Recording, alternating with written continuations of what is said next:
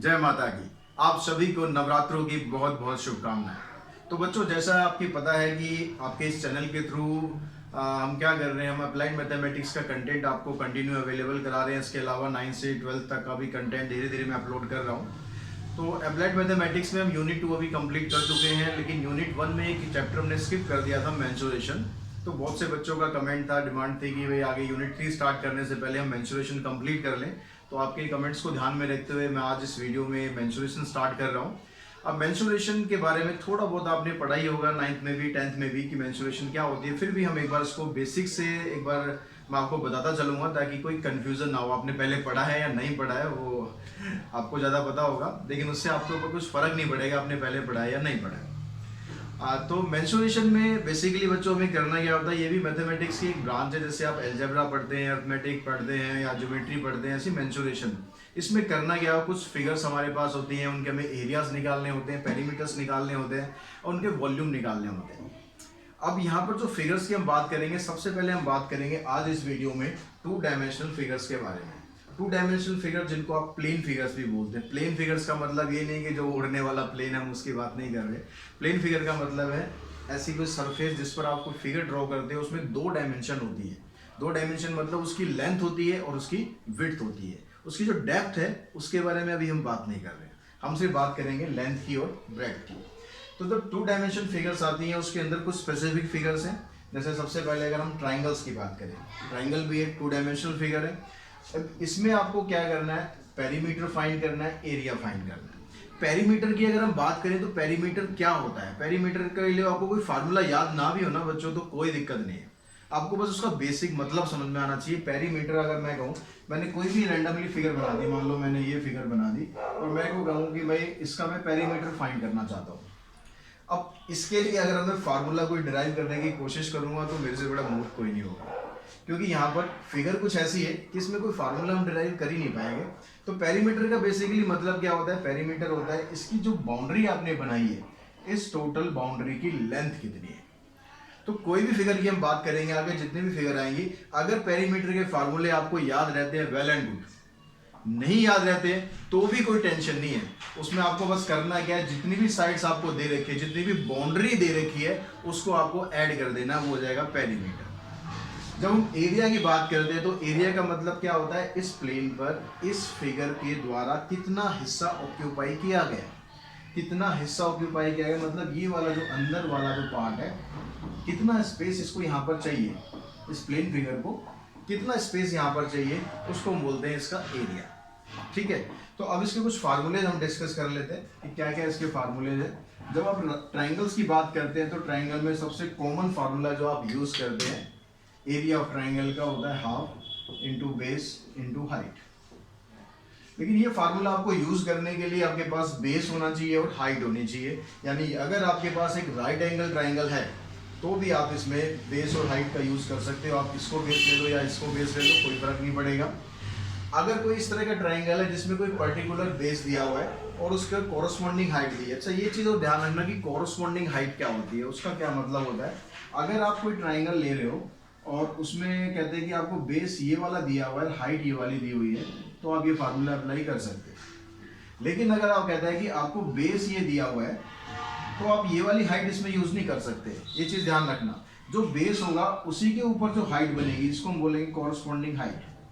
तो फार्मूला जब आप याद करते हो, थोड़ा अगर कोशिश करो तो आप इसको ऐसे याद रखो, half into base into corresponding height. उससे कभी भी आप गलती नहीं करोगे। अगर आपने ये बेस लिया है तो हाइट आपको ये लेनी है, अगर आपने ये वाला बेस लिया है तो हाइट आपको ये लेनी है। ठीक है, अगर बेस आपने ये लिया है तो हाइट आपको ये लेनी है। इस चीज का ध्यान रखेंगे आप कि आपको हाइट कौन सी वाली लेनी है। क्लियर हुई बात। पेरीमीटर जैसा भी मैंने बताया, क्या करना है आपको, सम ऑफ ऑल साइड्स, जितनी भी साइड्स आपको दी हुई हैं उनका सम कर दो। अब हम कुछ ऐसे ट्रायंगल की बात करते हैं जिसमें आपको साइड्स दे रखी हैं, सिर्फ हाइट नहीं दे रखी कोई। तो ऐसे ट्रायंगल का एरिया निकालने के लिए आपको थोड़ा सा 9th क्लास का रिकॉल करना पड़ेगा, हीरोन्स फार्मूला। ठीक है, हम उसको याद करते थे, वो हीरो का फार्मूला। कैसे भी आप याद करो, हीरोन्स फार्मूला क्या होता है। हीरोन्स फार्मूला में सबसे पहले एरिया निकालने के लिए आपको एस निकालना पड़ता है। ये एस क्या है, एस का मतलब होता है सेमी पेरीमीटर। और पेरीमीटर क्या पता है, पेरीमीटर होता है तीनों साइडों का सम। ये पेरीमीटर आ गया।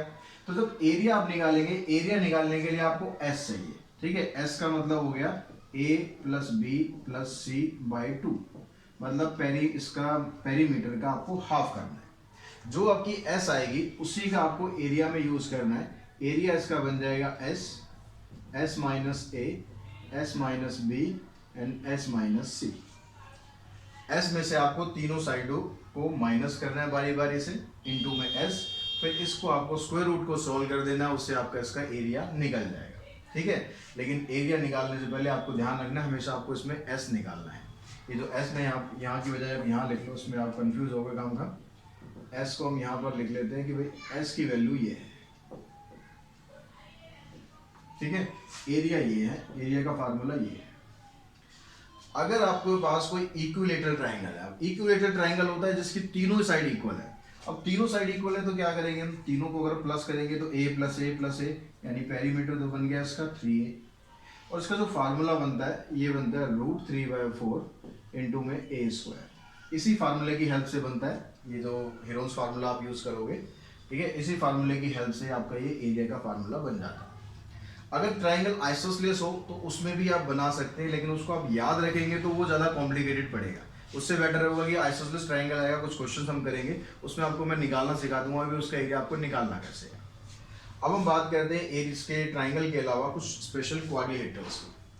तो बच्चों जहाँ तक बात है क्वाड्रिलेटरल्स की, कुछ स्पेशल टाइप के क्वाड्रिलेटरल्स हैं। जैसे रेक्टेंगल ले लेते हैं पहले। रेक्टेंगल का पेरीमीटर क्या होगा, पेरीमीटर फिर वही सम ऑफ ऑल साइड्स। जब सम ऑफ ऑल साइड्स आप करेंगे तो ये देखो L है तो इसके अपोजिट भी L होगी, रेक्टेंगल की अपोजिट साइड इक्वल होती है, ये भी L हो गई और ये भी B हो गई।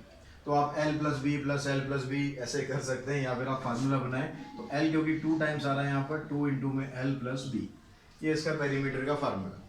एरिया की बात करेंगे तो रेक्टेंगल का एरिया होता है लेंथ इंटू में ब्रेड्थ। अब जी इसमें कई बार आपसे रेक्टेंगल में जो डायगोनल होता है उसकी लेंथ पूछ ली जाती है। अगर रेक्टेंगल का डायगोनल आप लेंथ निकालोगे तो यहाँ पर हम पाइथागोरस लगा सकते हैं। तो पाइथागोरस लगाएंगे तो डायगोनल की लेंथ क्या आ जाएगी, तो डायगोनल आ गया आपके पास L square plus b square, और इसका कर देंगे आप स्क्वायर रूट, ठीक है। पाइथागोरस का यूज करके करा है फार्मूले में। उसके बाद नेक्स्ट फिगर आती है आपके पास स्क्वायर। ऐसा कोई रेक्टेंगल जिसकी सारी साइड इक्वल हो जाए तो उसको बोल देते हैं हम स्क्वायर। तो जब आप इसका पेरीमीटर करेंगे, क्योंकि सारी साइड इक्वल है, तो ये बन जाएगा, पेरीमीटर बन गया 4a। एरिया इसका बन जाएगा यहाँ पर a इंटू ए का मतलब आप उसको डायरेक्टली ऐसे भी याद रख सकते हैं a स्क्वायर, ठीक है, a स्क्वायर या साइड का स्क्वायर। अब इसमें भी अगर डायगोनल आपसे पूछा जाता है, डायगोनल क्या बन गया आपका, यहाँ पर a square plus a square मतलब 2a स्क्वायर, तो इसको आप डायरेक्टली ऐसे याद रखेंगे √2a। मतलब आप डेरिवेशन फार्मूले का आप डेरिवेशन भी कर सकते हैं, डायरेक्ट आपको याद है तो बहुत अच्छी बात है। जब पैरेललोग्राम की बात करते हैं तो पैरेललोग्राम में ये इसका बेस हो गया और ये इसकी एडजेसेंट साइड हो गई। तो पेरीमीटर में क्या करना है आपको, सेम इसी तरीके से अप्लाई करेंगे, 2 इंटू में a प्लस बी, क्योंकि पैरेललोग्राम की भी अपोजिट साइड इक्वल होती है। लेकिन जब आप इसका एरिया निकालेंगे तो एरिया में आप L इंटू बी नहीं कर सकते। एरिया के लिए आप इसमें करेंगे बेस इंटू में हाइट। ये बेस आपको कोई भी बेस दे, अगर ये बेस दिया हुआ है तो ये हाइट हो जाएगी, अगर ये बेस दिया हुआ है तो ये हाइट हो जाएगी, ठीक है। यहाँ पर मैं इसको BH की जगह ऐसे लिखता हूँ, बेस इंटू हाइट, ताकि आपको कुछ कंफ्यूजन ना हो। हाइट भी यहाँ पर भी ध्यान रखेंगे, कौन सी हाइट लेनी है, कॉरस्पॉन्डिंग हाइट लेनी है। अगर ये वाला बेस है तो हाइट ये लेंगे, अगर ये बेस है तो हाइट इधर से आपके पास आएगी, यहाँ पर ये जो साइड है इसके ऊपर हाइट ऐसे आ जाएगी। तो वो डिपेंड करेगा क्वेश्चन आपको किस तरीके से दिया हुआ है, उसी तरीके से आप इसको सिंप्लीफाई कर सकते हैं। अब यहाँ पर जो नेक्स्ट फिगर है रोम्बस। अब रोम्बस में क्या होता है, इसकी चारों साइड इक्वल हो जाती है, चारों साइड इक्वल होगी तो इसका पेरीमीटर बन गया 4a। जब रोम्बस का आप एरिया निकालोगे तो आप इसमें बेस इंटू हाइट भी लगा सकते हो, क्योंकि ये भी एक तरह का पैरेललोग्राम ही तो है, तो बेस इंटू हाइट भी लगा सकते हो। या फिर दूसरा इसका फार्मूला एक और बन जाता है, हाफ इंटू में डायगोनल 1 इंटू में डायगोनल 2। ये जो डायगोनल 1 हो गया इसका और डायगोनल 2 हो गया, अगर आप इन दोनों के प्रोडक्ट का हाफ कर दोगे तो भी आप इसका एरिया इजीली फाइंड कर पाएंगे। नेक्स्ट फिगर है ट्रेपीजियम। ट्रेपीजियम में क्या होता है, इसका एक अपोजिट पेयर पैरेलल होता है। तो अगर आप ये दोनों अपोजिट साइड को पैरेलल ले रहे हो तो पेरीमीटर में तो वही सम ऑफ ऑल साइड हो जाएगा, क्योंकि यहाँ पर इस साइड के बारे में कुछ स्पेसिफिक नहीं होता कि साइड क्या है आपके पास, तो सम ऑफ ऑल साइड्स। लेकिन जब आप इसके एरिया की बात करोगे तो ये हो जाएगा हाफ इंटू में हाइट इनटू में सम ऑफ पैरेलल साइड। तो हाइट आपको कहीं भी दे सकता है, हाइट ये भी इसकी हाइट है, यहाँ से इसको अगर साइड को बढ़ा दिया तो ये भी इसकी हाइट है, यहाँ से भी इसकी हाइट है। मतलब कोई भी वर्टिकल हाइट जो दोनों पैरेलल लाइन के बीच की होती है वो हाइट आपको यहाँ पर लेनी है और दोनों पैरेलल साइड को आपको प्लस कर देना है। तो ये कुछ फार्मूलाज हैं जो आपको याद करने हैं इसके क्वाड्रिलेटरल्स के। अब कुछ सर्कल के फार्मूलाज और देख लेते हैं। तो सर्कल में बच्चों, सर्कल सबसे पहले सर्कल की बात करते हैं। सर्कल का जो फार्मूला होता है उसमें पेरीमीटर निकालें या सर्कमफेरेंस निकालें, ठीक है, दोनों एक ही मतलब है। तो इसका फार्मूला होता है 2 पाई आर, और पाई डी भी आप इसको यूज कर सकते हो, और डायमीटर दिया है तो आप डायरेक्टली पाई डी यूज करें। एरिया इसका निकालेंगे तो ये हो जाएगा पाई आर स्क्वायर। यहाँ पर जो पाई होता है, इस पाई की वैल्यू आपको या तो क्वेश्चन में दी होती है, बट नॉर्मली पाई की वैल्यू 22/7 होती है या फिर 3.14 होती है। अगर क्वेश्चन में स्पेसिफिक दिया हुआ है कि आपको ये वैल्यू रखनी है तो वही रखनी है, अदरवाइज आप 22/7 वैल्यू लेके चलेंगे। अब उसके बाद कहते हैं अगर हम सर्कल को आधा कर दें, सर्कल को आधा कर दें तो उसके में क्या फर्क पड़ेगा, पेरीमीटर पे कुछ फर्क पड़ेगा। अब सर्कल, अभी पेरीमीटर का मतलब क्या था, ये पूरी बाउंड्री थी, ठीक है, आपने इसको बीच में से आधा कर दिया, यानी ये कर्व रह गया। तो इस कर्व के हिसाब से पेरीमीटर क्या बना इसका हाफ हो गया, हाफ इंटू में 2 पाई आर। तो इसको हम यहाँ से कैंसिल कर देंगे, पाई आर हो गया। लेकिन यहाँ पर एक बड़ी मिस्टेक होती है कई बार। अब डिपेंड ये करता है कि आपको फिगर क्वेश्चन में कैसे दी है। अगर फिगर में ये वाली जो लाइन है, डायमीटर की जो लाइन है, अगर ये भी इन्वॉल्व है तो पेरीमीटर का मतलब क्या था, पेरीमीटर का मतलब था कि उसकी जितनी भी बाउंड्री है उसकी आपको लेंथ करनी है, ठीक है। ये कंसेप्ट जरूर आप दिमाग में रखना। तो जब आपको इस तरह से फिगर दे रखी होगी, इसमें आप ये और ये दोनों रेडियस भी इंक्लूड करेंगे तो 2r आपको साथ में और लिखना है। लेकिन कई बार फिगर ऐसी होती है जिसमें ये लाइन यूज नहीं हो रही होती है, तो वहां अपनी कॉमन सेंस आप यूज करेंगे। जब ये लाइन वहां पर यूज नहीं हो रही है, मान लो सपोज हमारे पास एक इस तरह की फिगर आ गई, एक ये रेक्टेंगल है और एक ये इसके ऊपर सेमी सर्कुलर ओपनिंग है, इसका पेरीमीटर बताओ। अब इसका पेरीमीटर बताने का मतलब क्या है, आपको ये लेंथ निकालनी है, ये लेंथ निकालनी है, ये लेंथ निकालनी है और ये निकालनी है। इसमें ये तो यूज नहीं हो रही ना, तो ये यूज नहीं हो रही, तो इसका मतलब आप यहाँ पर 2r का यूज नहीं करेंगे, सिर्फ इस कर्व का यूज करेंगे। ये कर्व हो जाएगा आपका पाई आर, ठीक है। ये चीज जरूर हमेशा दिमाग में रखना। एरिया की जब बात करेंगे, एरिया में कोई कंफ्यूजन नहीं है, सीधा एरिया इसका हाफ हो जाएगा, क्योंकि जितना पहले ये स्पेस घेर रहा था अब उसका आधा स्पेस घेरेगा। अब जब क्वाड्रेंट की हम बात करते हैं तो क्वाड्रेंट में क्या है, क्वाड्रेंट होता है सर्कल का चौथा हिस्सा, 1/4। जैसे ये आधा होता है, ये 1/4 होता है। तो इसमें आप क्या करेंगे, 1/4 ऑफ 2 पाई आर। अब यहां पर भी क्या हो रहा है, अगर ये वाली लाइन, ये क्या रेडियस है, ये भी रेडियस है, ये भी अगर इंक्लूड है तो 2r आपको यहां पर भी ऐड करना है। अब इससे आप इसको कैंसिल करेंगे तो ये बन जाएगा हाफ पाई आर प्लस में 2r। और जब एरिया की बात करेंगे तो फिर एरिया में कोई कंफ्यूजन नहीं, एरिया हो जाएगा सीधा 1/4 पाई आर स्क्वायर, ठीक है। पेरीमीटर में आपको थोड़ा सा जब क्वेश्चन आप करेंगे तो ध्यान में रखना है क्या आपको लेना है क्या नहीं लेना। तो उसके बाद आपके पास है सर्कुलर रिंग। अब सर्कुलर रिंग में क्या होता है, यहाँ पर ये वाला जो स्पेस होता है इसका एरिया आपको फाइंड करना होता है। अब इसका एरिया फाइंड करने के लिए क्या आपके पास, एक तो देखो ये बड़े वाला सर्कल है, इस बड़े वाले सर्कल का एरिया निकाल लो आप पहले, पाई आर स्क्वायर। उसमें से क्या करो, ये छोटे वाले सर्कल का एरिया माइनस कर दो, यानी ये वाला जो हिस्सा आ रहा है अंदर वाला हिस्सा, इसको आप माइनस कर दो। बड़े में ये पूरा कंप्लीट हो गया था, उसमें से आपने ये छोटे वाला हिस्सा माइनस कर दिया, तो बचा गया जो ये सर्कुलर रिंग बन रही है इसका एरिया आपका बच गया। यानी इसमें से आपको छोटे वाला एरिया माइनस कर देना, पाई स्मॉल आर स्क्वायर। यहाँ से आप पाई कॉमन निकाल सकते हो, पाई कॉमन निकला तो फार्मूला आपका सीधा ये बन गया, पाई इंटू में r square minus r square. अब सर्कल से रिलेटेड कुछ और चीजें होती हैं जिनके फार्मूले आपको पता होने चाहिए। सर्कल में एक चीज बनती है सेक्टर।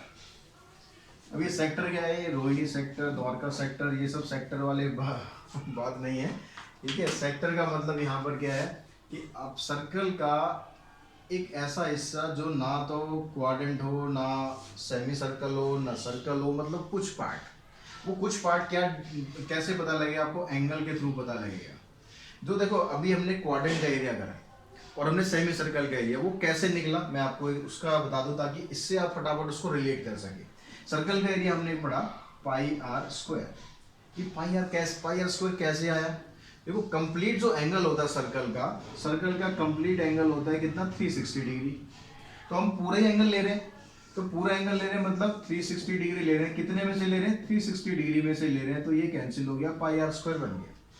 जब हम सेमी सर्कल लेते हैं तो सेमी सर्कल में हम क्या करते हैं, सेमी सर्कल में हम पूरा एंगल नहीं लेते ना, हम सिर्फ आधा एंगल ले रहे हैं, आधा एंगल यानी 180 ले रहे हैं आप, किस में से 360 में से, तो आपका फार्मूला बन गया भाई हाफ पाई आर स्क्वायर, ये फार्मूला क्या था भाई। जब हम क्वाड्रेंट लेते हैं तो क्वाड्रेंट क्या होता है, इसका फोर्थ पार्ट होता है, क्वाड्रेंट में जो एंगल बनता है वो कितना डिग्री का होता है, 90 डिग्री का। तो यहाँ से जब फार्मूला बनाओगे तो 90/360 पाई आर स्क्वायर, इसको कैंसिल करेंगे 1/4 पाई आर स्क्वायर, ऐसे बन रहा है ना। तो जब इन एंगल के अलावा कुछ और एंगल दिया होता है तो उसको हम बोल देते हैं सेक्टर, जैसे यहाँ पर थीटा हमने लिख दिया। तो जब आप इसका एरिया निकालेंगे सेक्टर का तो इसमें आ जाएगा θ/360 इंटू में पाई आर स्क्वायर। यही चीज़ हम फॉलो कर रहे हैं, बस यहाँ पर एक एंगल जो है वो डिफरेंट हो सकता है, यहाँ पर इस शेप के हिसाब से एंगल ये फिक्स होते हैं, इसलिए आप इनका फार्मूला ऐसे बना लेते हैं। लेकिन जब एंगल फिक्स नहीं है तो आप इसकी एरिया को इस तरीके से लिखेंगे, क्या किसका फार्मूला है, एरिया ऑफ। अब जब सेक्टर आप निकालोगे तो देखो दो सेक्टर बनेंगे, माइनर सेक्टर या मेजर सेक्टर। माइनर या मेजर कैसे पता लगेगा, माइनर मतलब छोटा, मेजर मतलब बड़ा। अगर एंगल आपका 180 डिग्री से छोटा है तो वो माइनर सेक्टर है, अगर एंगल 180 डिग्री से बड़ा है तो वो मेजर सेक्टर है। तो उसमें आपको कोई नाम स्पेसिफाई करने की जरूरत नहीं है, कोई ज़रूरी नहीं है कि आप ऐसे लिखो area of minor sector, area of major sector, आप बस सिंपली लिखो एरिया ऑफ सेक्टर। अब जो एंगल होगा वो अपने आप बता देगा माइनर का एरिया निकाल रहे हो या फिर मेजर का एरिया निकाल रहे हो। ठीक है, क्लियर होगी बात। अगर माइनर है तो क्या होगा, माइनर सेक्टर है तो थीटा की वैल्यू 180 से छोटी होगी, और अगर मेजर सेक्टर है तो थीटा की वैल्यू 180 डिग्री से बड़ी होगी। ठीक है, 180 डिग्री से लेकर 360 से आगे तो जा ही नहीं सकते हम। तो ये तो हो गया एरिया ऑफ सेक्टर।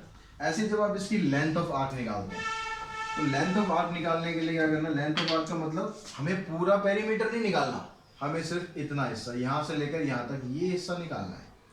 तो ये क्या बन गया आपका area of, sorry length of arc, length of arc. अब यहाँ पर भी आप सर्कमफेरेंस का ही फार्मूला लगा रहे हैं, क्योंकि पूरी सर्कमफेरेंस नहीं ले रहे हैं आप, सिर्फ थीटा के हिसाब से ले रहे हैं, तो θ/360 इंटू में 2 पाई आर, ये हो गया लेंथ ऑफ आर्क। अगर आपने माइनर सेक्टर का एरिया निकाल दिया अकॉर्डिंग टू एंगल, आपसे मेजर सेक्टर का एरिया पूछ लिया जाता है, तो उसके लिए आपको सिंपली क्या करना है, या तो आप ये वाला एंगल निकाल लो 360 में से माइनस करके, या आप पूरे सर्कल का एरिया निकाल के उसमें से ये वाला एरिया माइनस कर दो। तो उसका मैं फार्मूला अलग से नहीं लिख रहा हूँ, वो बिल्कुल कॉमन सेंस की बात है कि थीटा आपका क्या दिया है उसके हिसाब से आपको माइनर या मेजर का एरिया निकल जाएगा। दूसरी चीज आती है इसमें सेगमेंट। सेगमेंट क्या होता है, कहाँ से बनता है, कैसे बनता है। सेगमेंट बनता है जब एक पर्टिकुलर आर्क को आप एक कोड से बाउंड कर देते हैं, तो ये वाला जो हिस्सा है ये बन गया आपका सेगमेंट। ठीक है, अब सेगमेंट का एरिया निकालने के लिए क्या करना है, यहाँ भी वही है मेजर माइनर, यहाँ भी वही सेम ही चीज़ है। तो जब आप माइनर सेक्टर का एरिया निकाल रहे हो तो आपको पहले क्या करना है, इस सेक्टर का एरिया निकालना है माइनर का, उसमें से इसका जो ट्राइंगल आएगा इस ट्राइंगल का एरिया माइनस कर देना है। ठीक है, तो एरिया ऑफ माइनर सेगमेंट, अगर आप माइनर वर्ड लिख रहे हो area of minor segment, that means आपको क्या करना है, एरिया ऑफ माइनर सेक्टर निकालना है, उसमें से ट्राइंगल का एरिया आपको माइनस कर देना है। ऐसे अगर आप मेजर का निकाल रहे हो तो एरिया ऑफ मेजर सेक्टर लेना है, उसमें से ट्राइंगल का एरिया माइनस कर देना है। क्लियर होगी बात। अब यहाँ पर डिपेंड करता है कि आपके पास ट्राइंगल क्या है। अगर ट्राइंगल में थीटा आपको 90 डिग्री दिया है, if theta equals to 90 degree, तो आप सीधा एरिया ऑफ ट्राइंगल यूज कर सकते हो, हाफ इंटू में बेस इंटू में हाइट। अब यहाँ पर क्योंकि जो बेस है वो भी आर है और जो हाइट है वो भी आर है, तो जब आप इसमें फार्मूला बनाओगे डायरेक्टली तो आप इसको ऐसे भी लिख सकते हो 1/2 आर स्क्वायर। ठीक है, आप ऐसे लिख दोगे तो भी निकल जाएगा, ऐसे लिख दोगे तो भी निकल जाएगा। रट्टा मारने की जरूरत नहीं है कि भाई आपको यही करना है, कोई रट्टा नहीं करना, आपको समझना है। ठीक है, कैसे आप फार्मूला बना रहे हो, कैसे आप फार्मूला यूज कर रहे हो। अगर थीटा 60 डिग्री है, अब ये अगर 60 डिग्री हो गया उस केस में क्या होगा कि ये जो तीनों साइड है वो बराबर आएंगी, क्योंकि ये अगर 60 है और इसको आप सॉल्व करोगे तो ये भी 60 निकलना है, तो ट्राइंगल बन जाता है आपका इक्विलेटरल। तो इक्विलेटरल ट्राइंगल अगर बनता है तो उसमें आप सीधा फार्मूला स्टार्टिंग में बताया था मैंने, √3/4, यहाँ पर ए की जगह क्या है, आर है, ठीक है। रेडियस जो है यहाँ पर, साइड जो है वो रेडियस है, इसलिए आप √3/4 r² लिख सकते हैं। उसके बाद अगर आपके पास थीटा यहाँ पर 120 डिग्री दे दिया, तो यहाँ पर जो फार्मूला आप यूज करोगे वो क्या हो जाएगा, एरिया ऑफ ट्राइंगल का 1/2 r² साइन थीटा, ठीक है। अब यहाँ पर जो साइन थीटा है, साइन थीटा अगर एंगल 120 है तो यहाँ पर साइन 120 हो गया। अब साइन 120 की वैल्यू क्या होती है वो आप याद रख लो, क्योंकि आपके ट्रिग्नोमेट्री का ज़्यादा यूज है नहीं। तो साइन 120 की वैल्यू अगर निकलती है तो वो साइन 60 के बराबर होती है, यानी √3/2। तो आप इसमें एक वाला फार्मूला लगा सकते हो अगर थीटा आपको 120 डिग्री दिया है। तो ये कुछ प्लेन फिगर के फार्मूले, ये हम पूरी एक्सरसाइज में यूज करने वाले हैं। बच्चों अगर आपको एरिया ऑफ मेजर सेगमेंट निकालना है, आपने माइनर सेगमेंट का एरिया निकाल लिया, अब माइनर सेगमेंट का एरिया निकालने के बाद सपोज वो पूछ लेता है आपसे area of major segment also, तो उसके लिए आपको क्या करना है, उसके लिए आपको पूरे सर्कल का एरिया निकालना है। पूरे सर्कल के एरिया में से जो माइनर सेगमेंट का एरिया था उसको माइनस कर देंगे, तो आपके पास निकल जाएगा एरिया ऑफ मेजर सेगमेंट। तो आज के इस वीडियो में हम ये सब फार्मूले ही डिस्कस करते हैं। सारे फार्मूले आप इसको अच्छी तरह समझ लें, वीडियो को एक बार 2 बार देख लें, सारे फार्मूले याद कर लें, और नेक्स्ट वीडियो अपलोड होने से पहले ये फार्मूले आप याद कर लें, ताकि आपको जो क्वेश्चंस मैं कराऊंगा तो वो बड़े इजीली समझ में आ जाएंगे, अगर ये सारे फार्मूले आपको समझ में आ गए और याद हो गए। रट्टा नहीं मारना है, सिर्फ फिर बता रहा हूँ आपको, सिर्फ रट्टा नहीं मारना है, इनको समझना है, समझ के याद करना है, तो आपको लॉन्ग टाइम तक याद जरूर रहेंगे। तो आज की वीडियो में इतना ही। Thanks to all.